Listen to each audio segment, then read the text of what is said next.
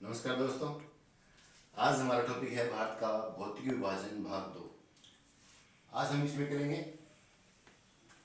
पिछले वीडियो में हमने किया था हिमालय की उत्पत्ति से संबंधित जो दो मत थे, सिद्धांत थे, उनकी हमने बात की थी। एक था कोपर का सिद्धांत और एक था हैरी हेस या मॉर्गन का सिद्धांत। आज हम करेंगे इसके विभाजन की बात। हिमालय के विभाजन में दो तरीके के विभाजन हम पढ़ेंगे, एक पढ़ेंगे अनुदैर्ध्य विभाजन और दूसरा पढ़ेंगे क्षैतिज विभाजन। तो पहला आज हमारा है अनुदैर्ध्य या लंबवत विभाजन, जिसको हम उच्चावच व संरचना के आधार पर भी मान सकते हैं। तो इसके अंदर हमें इसके पार्ट की बात करनी है, इसकी प्रमुख चोटियों की बात करनी है। तो शुरू करते हैं हम। इसके अंदर ये हमारा भारत है, मैप है। इसके अंदर ये जम्मू कश्मीर है और जम्मू कश्मीर में इसका ऊपर वाला जो हिस्सा है, जिसका निर्माण हमने पिछले वीडियो में पढ़ा था, ये जो हमारा है ये ट्रांस हिमालय कहलाता है, ऊपर वाला हिस्सा। और इसके नीचे जो है ये सारा का सारा ये मुख्य हिमालय का हिस्सा पड़ता है, सारा का सारा। ये हमारा वृद्ध हिमालय है। उसके बाद में वृद्ध हिमालय हिमाचल में भी है इस तरीके से, और उसके बाद में आगे ये सिक्किम से होता हुआ, भूटान से होता हुआ इस तरीके से ये अरुणाचल प्रदेश, और उसके बाद में नागालैंड, मणिपुर, मिजोरम में आगे तक ये जाता है। तो हमने अब तक दो चीज़ों की बात की। ऊपरी हिस्सा है वो कहलाता है ट्रांस हिमालय, और ये आता है नीचे वृद्ध हिमालय। मैं इनके नाम मेंशन कर रहा हूँ यहाँ पर। ये ऊपर वाला है, ये कहलाता है ट्रांस हिमालय।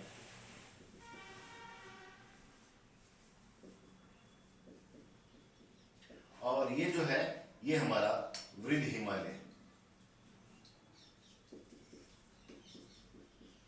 ये है वृद्ध हिमालय। ट्रांस हिमालय जिसका निर्माण हुआ था हमारा जो यूरेशियन प्लेट है उससे निर्माण हुआ था। तो लिख देते हैं, इसका जो निर्माण हुआ था वो हुआ था हमारा यूरेशियन प्लेट से,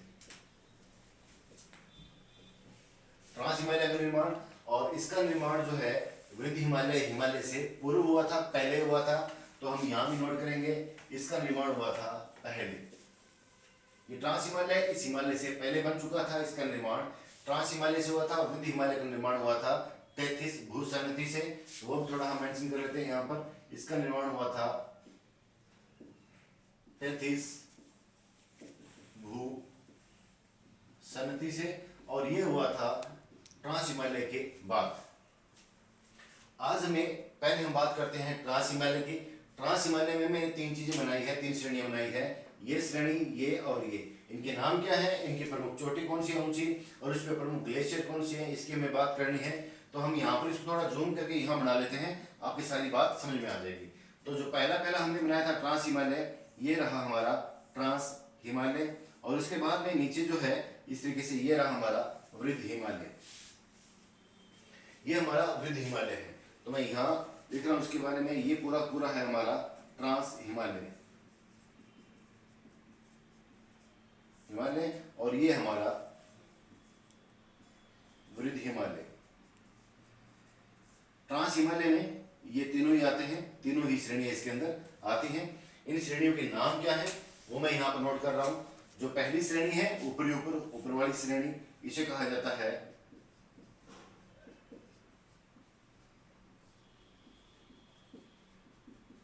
काराकोरम श्रेणी। दूसरी जो आती है हमारी, ये आती है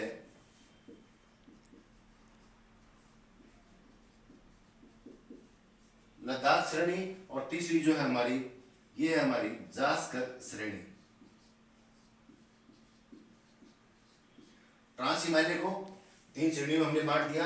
ऊपर जो श्रेणी है, सबसे बड़ी श्रेणी वो है काराकोरम श्रेणी, दूसरी है हमारी लद्दाख श्रेणी, और तीसरी हमारी जास्कर श्रेणी। हम ट्रांस हिमालय की बात कर रहे हैं जिसका निर्माण यूरेशियन प्लेट से हुआ है।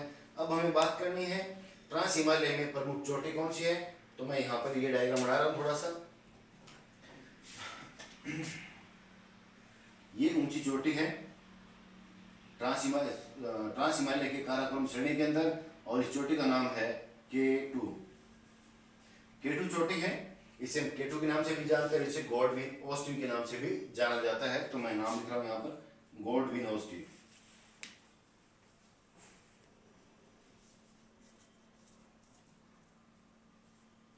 गॉडविन ऑस्टिन ये जम्मू कश्मीर के जो पीओके क्षेत्र है उसके अंदर आता है, और ये जो चोटी है भारत की सबसे ऊंची चोटी मानी जाती है। तो दोनों ही बातें हम मेंशन कर लेते हैं। एक तो आता है कि इसके अंदर ये पीओके जो क्षेत्र है उसके अंदर आता है, और दूसरा इसकी ऊंचाई है 8,611 मीटर।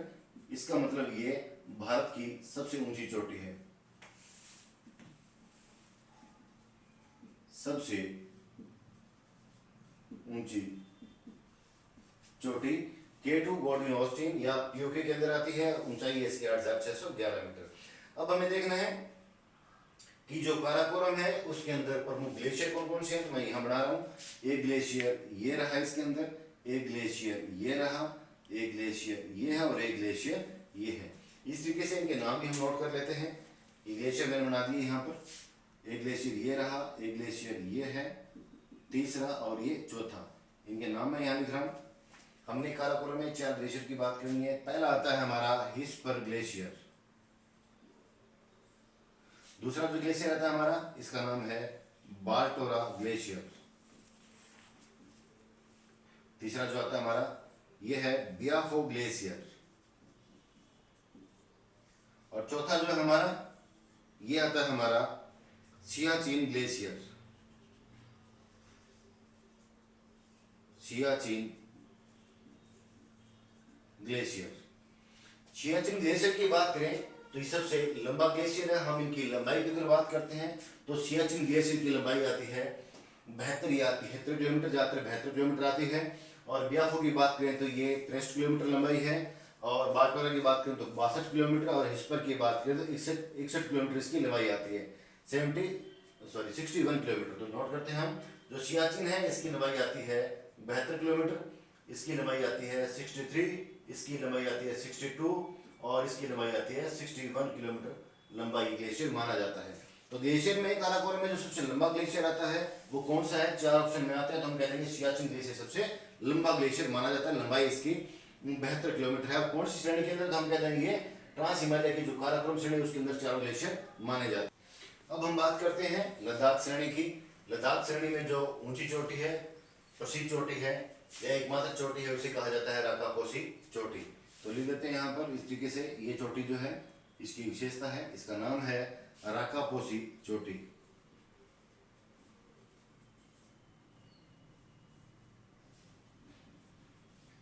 चोटी, ये चोटी बिल्कुल एकदम स्ट्रेट है, सीधी खड़ी हुई चोटी है। तो इसकी ढाल ज्यादा है, तो हम यहाँ नोट करेंगे तीव्र ढाल वाली चोटी।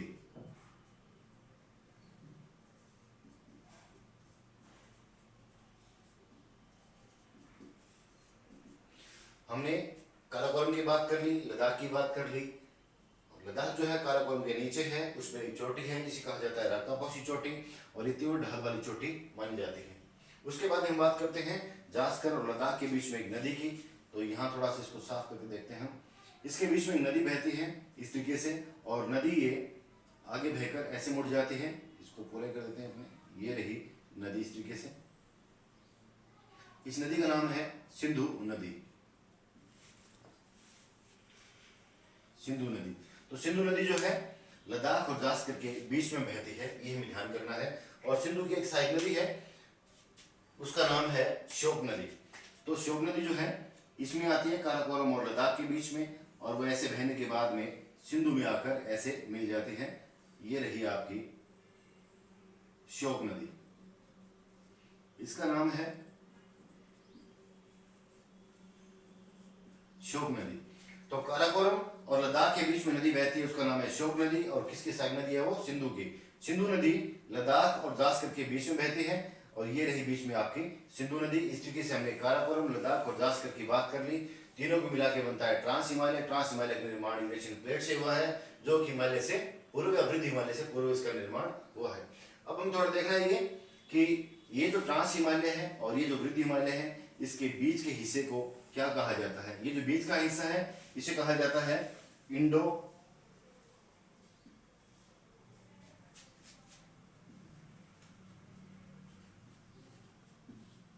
सांको सचर जोन कहा जाता है। ट्रांस हिमालय और वृद्ध हिमालय के बीच का जो हिस्सा है वो कहलाता है इंडो सांको सचर जोन। इंडो का मतलब इंडस, सिंधु नदी, और दूसरा जो आता है आपका जो सांको है उसको कहा जाता है ब्रह्मपुत्र नदी। तो ये इंडो का मतलब है यहाँ पर सिंधु नदी, और सांगपो का मतलब है यहाँ पर ब्रह्मपुत्र नदी, और चच्चर का मतलब टांका या जोड़ इसको कहा जाता है। तो देखो आप, अगर हम यहाँ की बात करें तो सिंधु नदी ऐसे बहती है इस तरीके से, और ब्रह्मपुत्र नदी ऐसे बहती है। जो इन दोनों नदियों को जोड़ने वाला एरिया है उसे कहा जाता है इंडो सांगपो सचर जोन। तो ट्रांस हिमालय और वृद्धि हिमालय के बीच में जो हिस्सा है उसका नाम है इंडो सांगपो सचर जोन। तो हमने ट्रांस हिमालय की बात कर ली। अब हमें बात करनी है हिमालय की प्रमुख चोटियों की। तो शुरू करते हैं हिमालय की प्रमुख चोटियां। अब हमें बात करनी है हिमालय की प्रमुख चोटियों की। हम बात करते हैं जो वृद्धि हिमालय है, हमने अभी बात की थी। ये वृद्धि हिमालय हमने बीच में यहाँ पर बनाया था। ये वृद्धि हिमालय, और ये हमने बात की थी ट्रांस हिमालय की। वृद्धि हिमालय की ये चोटी कौन सी है? जो सबसे पश्चिम में है। और ये चोटी कौन सी है? सबसे पूर्व में है। तो ये चोटी हमने पिछली क्लास में बात की थी। ये है नंगा पर्वत, और ये है नामचा बरवा पहाड़ी। नामचा बरवा पहाड़ी ये तो पड़ती है अरुणाचल प्रदेश में, और ये जो पड़ती है पीओके क्षेत्र है उसके अंदर आती है।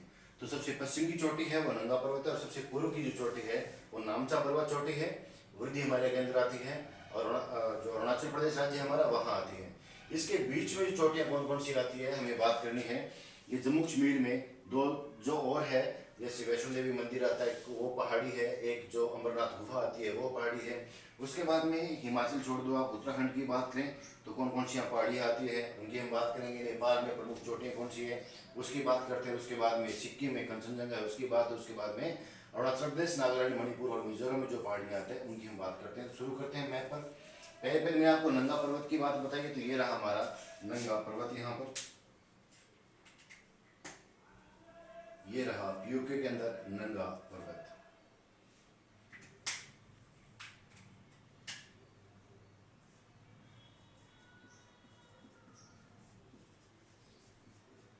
नंगा पर्वत वृद्धि हिमालय की या हिमालय की सबसे पश्चिम की चोटी है मानी जाती है। तो नोट करते हैं सबसे पश्चिम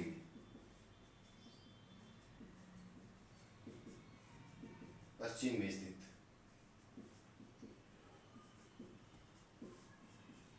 स्थित।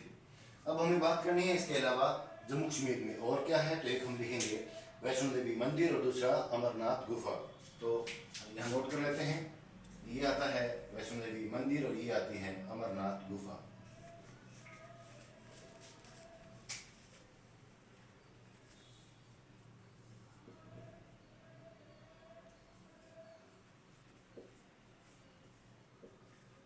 वैष्णो देवी मंदिर और ये है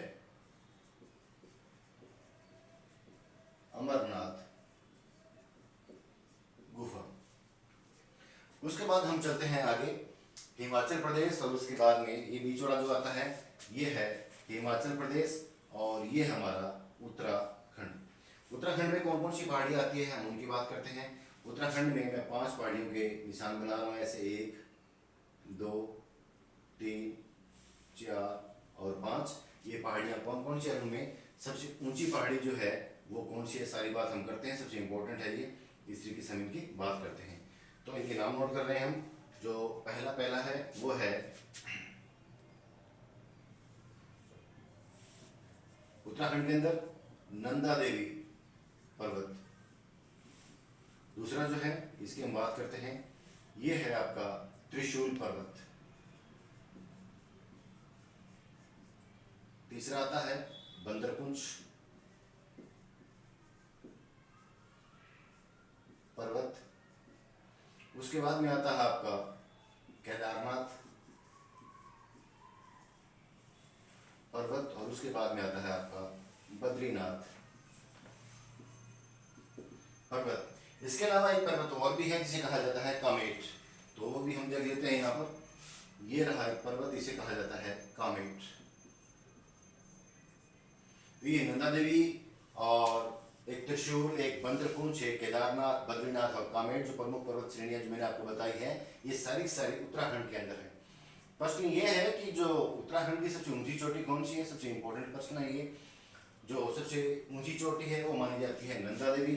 तो थोड़ा सा यहाँ मेंशन भी कर लेते हैं, नोट कर लेते हैं, ये स्टार और ये सबसे ऊंची चोटी, सबसे ऊंची चोटी किसकी, उत्तराखंड की।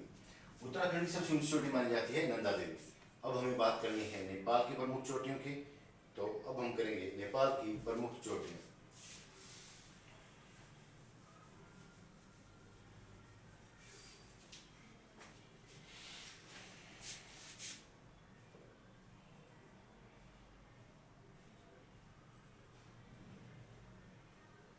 नेपाल में 4 प्रमुख चोटियां हैं, 1, 2, 3 और ये 4 चोटी हैं। इनके हमें नाम नोट करने हैं। जो पहली चोटी है इसका नाम है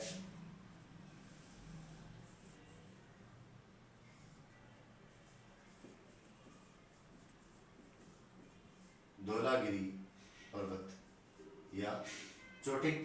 दूसरा जो आता है हमारा वो आता है अन्नपूर्णा पर्वत या पहाड़ी।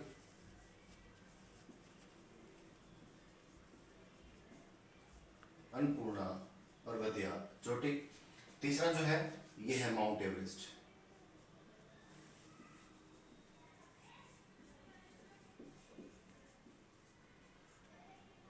माउंट एवरेस्ट और उसके बाद में आता है हमारा मकालू।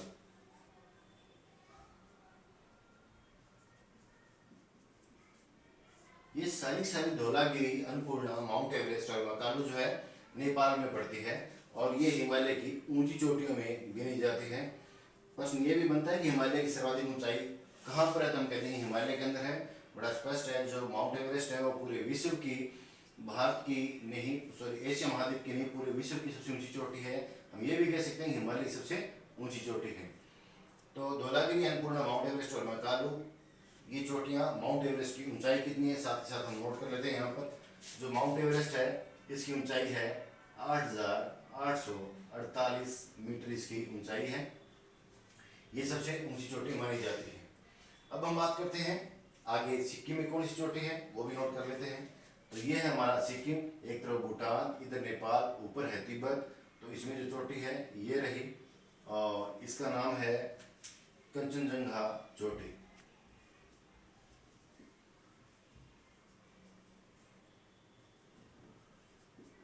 कंचनजंगा चोटी और इसकी ऊंचाई है 8,558 मीटर।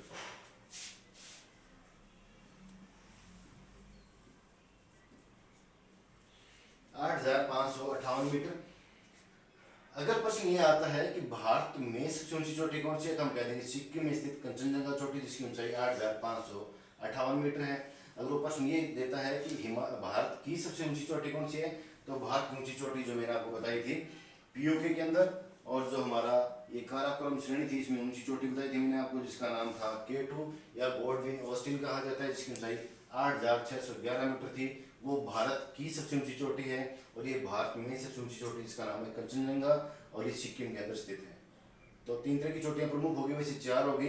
अगर हम भारत की बात करें तो ये यहाँ पर पीओके के अंदर जिसका नाम है K2। अगर वो उत्तराखंड की ऊंची चोटी की बात करें तो हम कह देंगे कंचनजंगा है। अगर वो कह देंगे हिमालय की सबसे ऊंची चोटी कौन सी, तो हम कह देंगे माउंट एवरेस्ट है। अगर वो कह दें भारत में सबसे ऊंची चोटी कौन सी, तो हम कह देंगे कंचनजंगा है, जिसकी ऊंचाई 8,558 मीटर है। अब हम चलते हैं अरुणाचल प्रदेश में। अरुणाचल प्रदेश की प्रमुख चोटियां कौन कौन सी हैं उनकी हमें बात करनी है।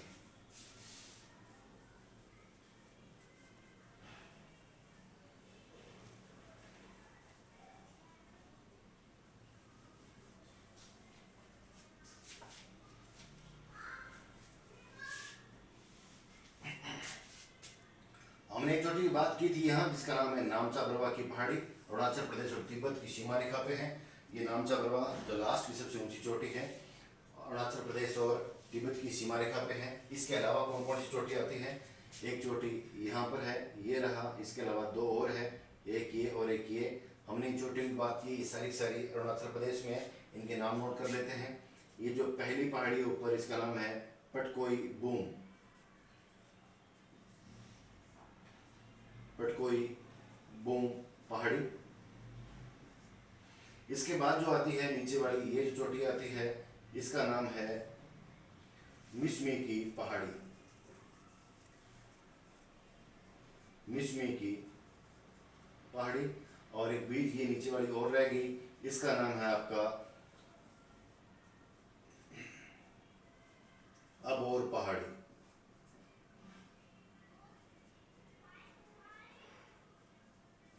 अबोर पहाड़ी।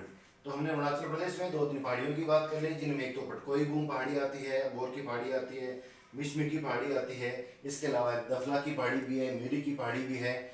तो ये हुई हमारी अरुणाचल प्रदेश की प्रमुख पहाड़ियाँ। अब हमें बात करनी है नागालैंड में कौन सी पहाड़ी आती है। तो हम देखते हैं नागालैंड की पहाड़ी प्रमुख कौन सी है, देखते हैं यहाँ पर।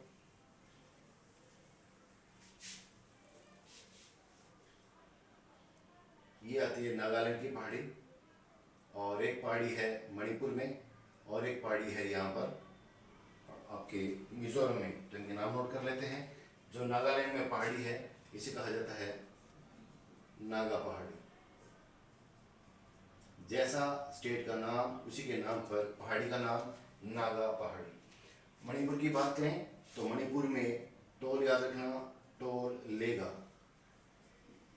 मणिपुर में टोल लगेगा, ये हो गया आपका। तो लेगा टोल पहाड़ी।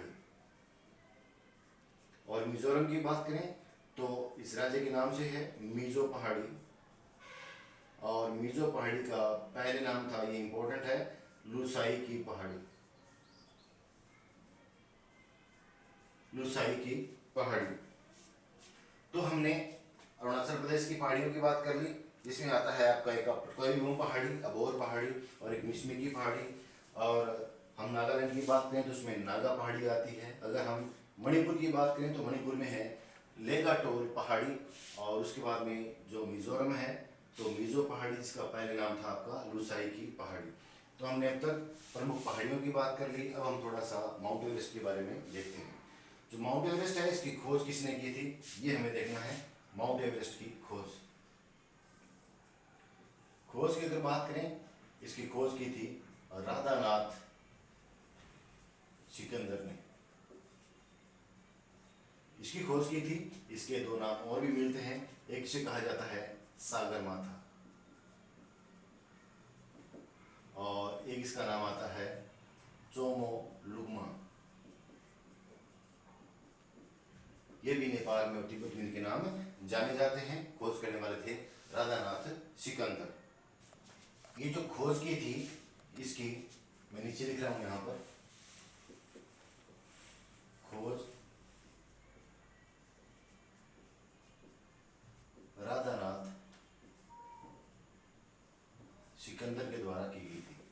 माउंट एवरेस्ट की बात करें, माउंट एवरेस्ट ये सबसे ऊंची चोटी है। सबसे ऊंची चोटी, ऊंचाई इसकी 8,848 मीटर मानी जाती है। कई किताबों में 8,850 मीटर भी आती है। जो परिवर्तित आंकड़ा है वो 48 का है। इसके अन्य नाम भी हैं। एक इसे कहा जाता है चोमो लुंगमा कहा जाता है, और इसका सागर माथा भी नाम इसका आता है। इसके अलावा इसकी खोज की अगर बात करें तो राधानाथ सिकंदर उन्होंने इनकी खोज की थी। प्रश्न यह आता है कि हिमालय पर सबसे पहले, इस माउंट एवरेस्ट पर सबसे पहले चढ़ने वाली महिला का नाम क्या है, तो वो भी हम यहाँ नोट कर लेते हैं। सबसे पहले इस पर जो चढ़ने वाली महिला थी उसका नाम मैं यहाँ लिख रहा हूँ, जुंको तबोई। ये महिला है जापान की, और इन्होंने 16 मई 1975 को सबसे पहले हिमालय पर महिला के रूप में हिमालय के जो माउंट एवरेस्ट चोटी उस पर पैर रखा था। तो माउंट एवरेस्ट की बात कर ली हमने, सबसे ऊंची चोटी की बात कर ली। भारत की सबसे ऊंची चोटी जो है वो K2 मैंने यहाँ बता दी आपकी, ये रही। और किस क्षेत्र के अंदर आती है, ये POK के अंदर आती है। POK वाला एरिया ये है सारा का सारा। ये आपकी LOC वाली लाइन है, ऊपर वाला हिस्सा POK है जिसमें आती है K2। और उसके अलावा हमने बात की उत्तराखंड की सबसे ऊंची चोटी, तो ये रही उत्तराखंड की चोटी जिसका नाम था हमारा नंदा देवी। उसके बाद में हमने भारत की ऊंची चोटी, जो भारत में ऊंची चोटी उसकी बात की थी, उसका नाम है कंचनजंगा, वो सिक्किम के अंदर है। और संपूर्ण हिमालय की अगर हम बात करें तो उसकी ऊंची चोटी माउंट एवरेस्ट चोटी आती है। हम पश्चिम की बात करें, चोटी कौन सी है, तो हमने बता दिया था हिमालय की पश्चिम की चोटी सबसे अंत में जो है वो पीओके क्षेत्र के अंदर आती है। पीओके इसके अंदर आती है, इसका नाम है नंगा पर्वत। और सबसे पूर्व की चोटी की बात करें तो वो आती है नामचा बरवा की पहाड़ी, और ये आती है अरुणाचल प्रदेश और तिब्बत की सीमा रेखा पर। तो अब तक हमने प्रमुख पहाड़ियों की बात कर ली, माउंट एवरेस्ट की हमने बात कर ली, और अगली वीडियो के अंदर हम बात करेंगे जो अनुदैर्ध्य या लंबवत विभाजन है, वर्टिकल विभाजन है, उसकी हम बात करेंगे। थोड़ा मैं आपको बता देता हूँ उसमें कौन कौन से पार्ट आएंगे, और वो फिर हम अगली वीडियो में इसके बारे में पढ़ेंगे। तो जो हमारा ये वृद्धि हिमालय है इसकी हमें बात करनी है। वृद्धि हिमालय में कौन कौन से पार्ट आते हैं उसे हम थोड़ा डिटेल से देख लेते हैं एक बार। हमने अब तक इसकी बात की थी ट्रांस हिमालय की, इसमें हमने 3 हिस्से कर लिए थे। पहला आता है हमारा काराकोरम, दूसरा आता है हमारा ये लद्दाख, और तीसरा आता है हमारा ये जास्कर श्रेणी। इन श्रेणियों में ट्रांस हिमालय के अंदर एक बात रह गई थी, बता देता हूँ आपको। ट्रांस हिमालय में इन 3 के अलावा एक श्रेणी यहाँ पर और आती है, ये रही तिब्बत के अंदर है, इसका नाम है कैलाश श्रेणी। कैलाश श्रेणी ये भी ट्रांस हिमालय का हिस्सा है, तो ये मैंने यहाँ पर तिब्बत में बना दी, इसका नाम है कैलाश श्रेणी।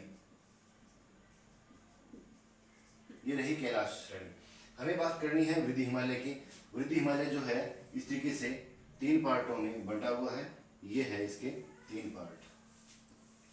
अगली वीडियो में हमें तीनों पार्टों की बात करनी है, तीनों जो पार्ट उनकी बात करनी है। ये जो है इसे कहा जाता है हिमाद्री, या इसे कहा जाता है महान हिमालय।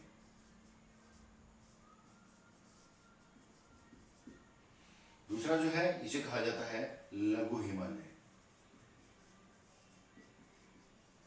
या इसे कहा जाता है मध्य हिमालय। ये हिमाद्री, ये लघु या मध्य दोनों के बीच में है, मध्य हिमालय कहलाता है। और जो लास्ट में है, सबसे अंत में है, ये कहलाता है शिवालिका।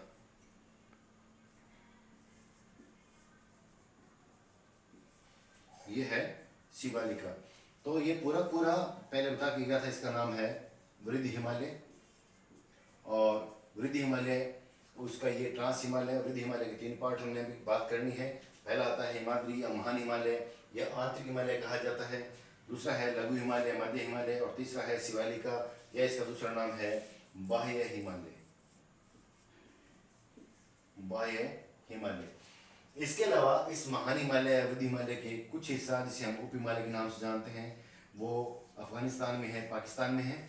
और एक हिस्सा इसका नीचे मुड़कर जो ऊंची पहाड़ियाँ हमने कही थी, मीजो पहाड़ी है, लेगाटोल पहाड़ी है, और आपकी जो नागा पहाड़ी है या मिश्मी की पहाड़ी है, वो सारी जो भारत के अंदर है वो हिस्सा हुआ।